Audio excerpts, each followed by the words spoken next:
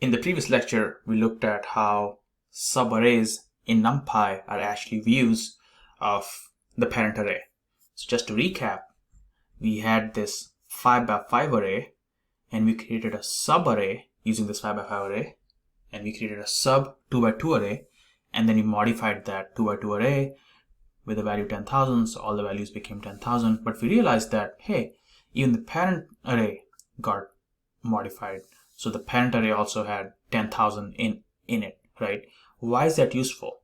So the default behavior is actually quite useful because when we work with large data sets, we can access and process pieces of these data sets without actually copying the whole underlying data, right?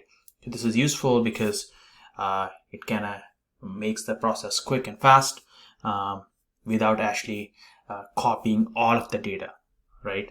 So, but sometimes you need to create copies of arrays. You just want to work with a copy, and you don't want to change the parent array. So how can you do that? So to do that, we use .copy method. So now let's look at that. So in this guy, we have this x1. Again, we have this 5x5 array. This is how it looks. Let's create a 2x2 array using this. So let's create a subarray of this. So x1 sub, it's going to be 2x2. It's going to be a copy, not a view, a copy. So what we're going to do is we're going to do x1, and we're going to do give me 2 rows and give me 2 columns. So this is going to give us rows which is 0 and 1, and also going to give us 2 columns which is 0 and 1, not including the second column. Okay, second column with the second index. And we're going to specify copy method. So this is the one that actually creates a copy of the parent array, not a view. Now let's examine this copy.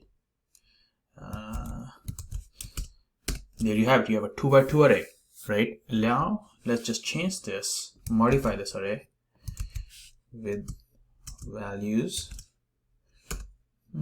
Let's make it. Let's change all the values again to 444. Okay. Let's examine that. As you can see, all the values in this subarray, 2x2 subarray, is actually 444 now. Okay, 444. But does it change the parent array now? So let's examine the parent array. As you can see, the parent array is not altered, it's not modified, it's not changed. The reason is we use this copy method, so it creates like a separate copy of subarray. It doesn't create a view, it creates a copy. So this is the concept. This is useful because sometimes you don't want to work with the views. You don't want to alter or modify your parent array, right? That's why you create copies.